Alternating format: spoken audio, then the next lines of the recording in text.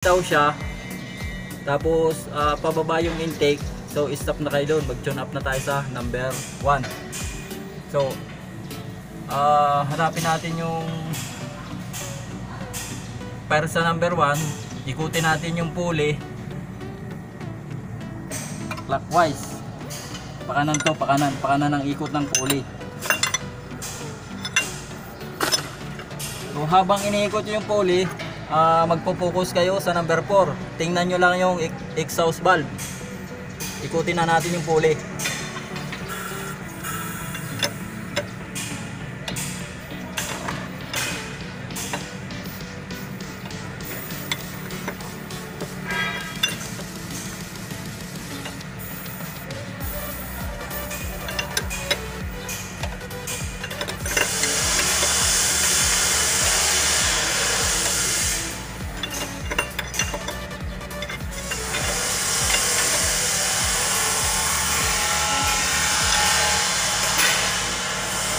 Ayan guys, lumubog na yung exhaust valve. Hintay nating lumitaw yan.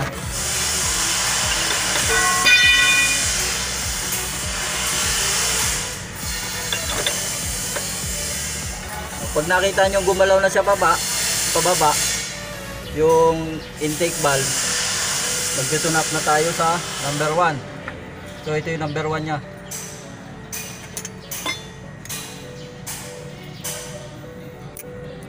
So medyo tukod na to guys, adjust natin guys talaga ha.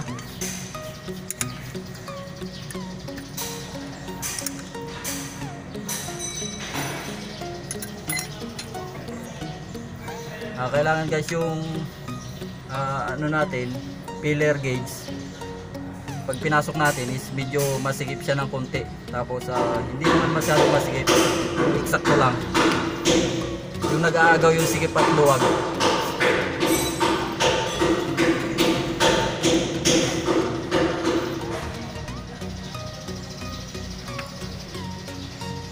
Ayan guys, yung ano lang siya, yung eksakto lang yung higpit niya, hindi maluwag, hindi mahigpit.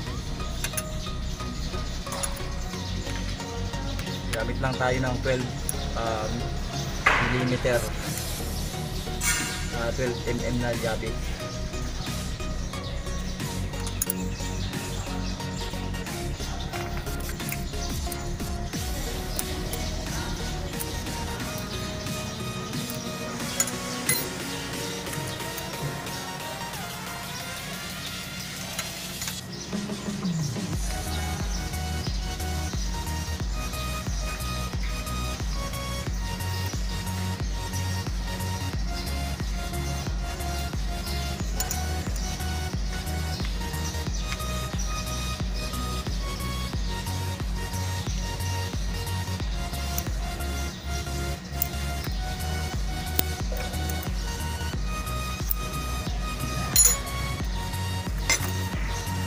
Tapos na tayo guys sa number 1.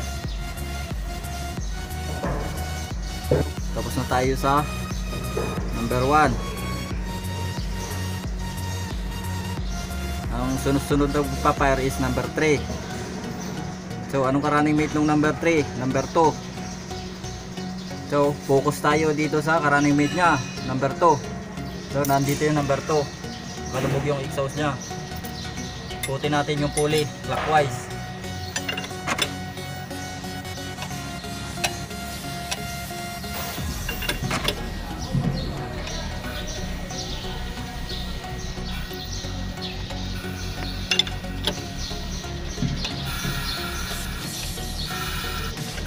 Ayan guys, gumalaw na yung exhaust valve, palubog na yung intake valve. Tune up tayo sa number 3. So ito yung number 3.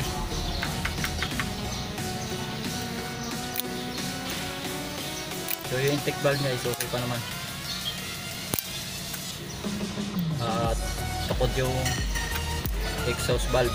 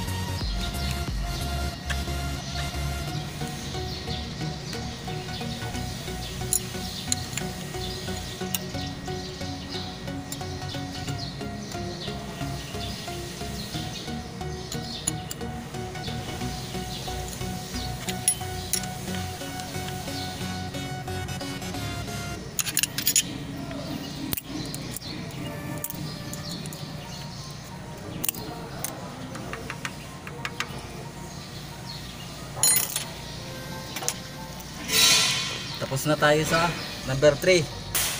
So tapos na tayo sa number 3. Anong kasunod ng number 3 na magpa-fire? Is number 4. Dito tayo sa number 4. Then anong ka-running mate ng number 4? Number 1. So saan tayo tutingin? Titingin tayo sa number 1. Ikot natin yung pulley clockwise. Focus lang kayo dito sa number 1, sa exhaust valve.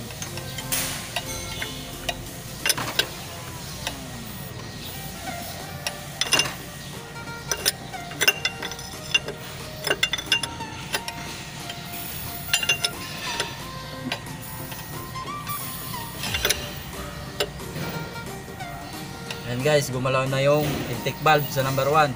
Mag-tune up tayo sa number 4.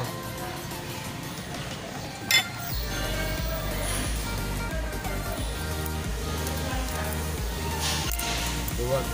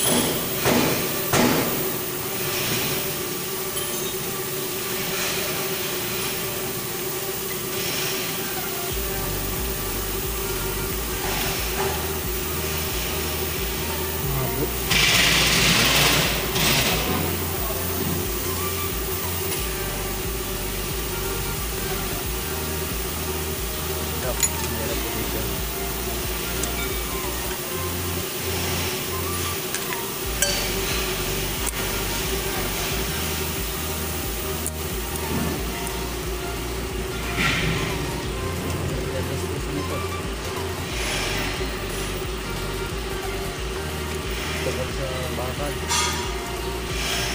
Tsura mo pa rin. Ay, tinamay pa rin yung bakal.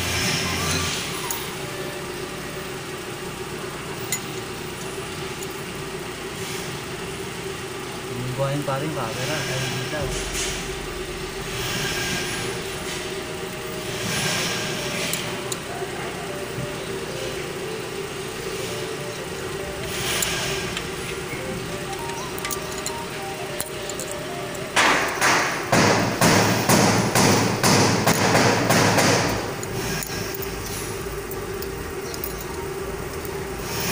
Yes, tapos na tayo sa number 4. Sunod natin is number 2. Anong ka-running mate ng number 2? Number 3. Titingin tayo sa number 3. Para bumiyay exhaust sa number 3. Ikot natin yung pulley.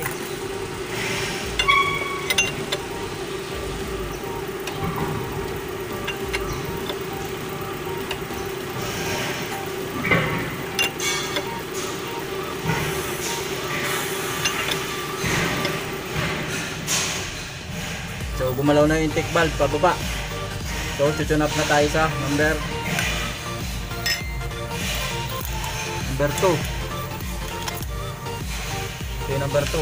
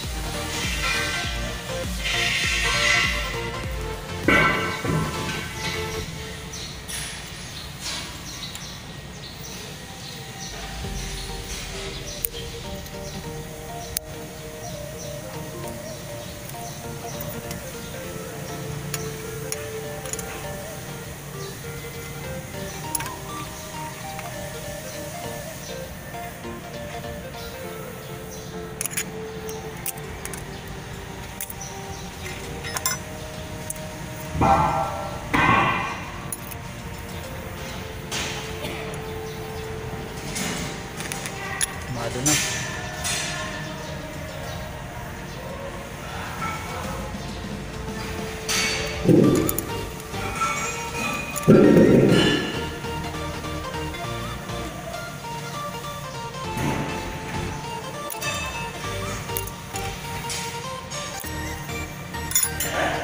Okay, tapos na tayo sa number 2.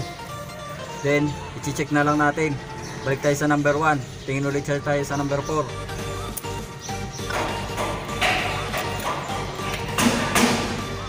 Focus lang tayo sa number 4.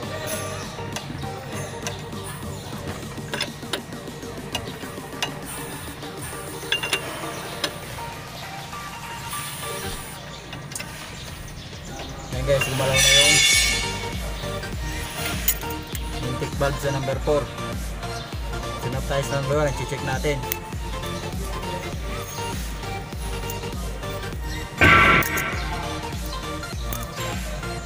Okay naman guys. Kapag bago ka pa lang nag-tune up, pagkatapos mo siya ma-tune up lahat, napaka-importante na i-check mo ulit siya. Kasi once na nagkamali ka ng tune up dyan, may posibilidad na pag-start mo ng makina, magbaluktot yung mga mga valve.